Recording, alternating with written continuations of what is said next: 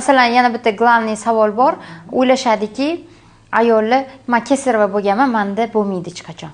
Matka qo'shingni. Yo'q. Mana har qatda zo'r savol berdingiz. O'sha aniq bomba savollar yig'ib kelibsiz. Конечно.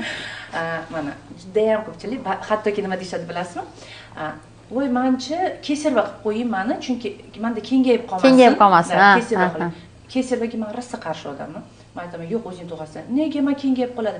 Yo'q, Allohim shunaqa yaratganki, tug'ruq jarayonida kengaymaydi bu.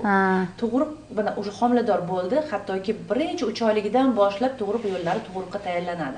Tug'ruqqa tayyorlanadi, gormonlar shunga tayyorlanadi, umuman organizm shunga tayyorlanadi va o'sha homiladorlik davomida o'sha kengayib bo'lgan. U tug'ruq kengaytirib qo'ymaydi. O'shaning uchun umuman foydasi yo'q-da. Yo'q, foydasi yo'q. U anaqa o'tmaydi deydi-ku. To'g'ri.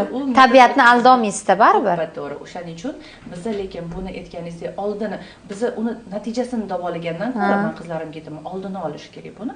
Oldini olishi o'sha usullari ko'p, u yengil ham. Hattoki yengil.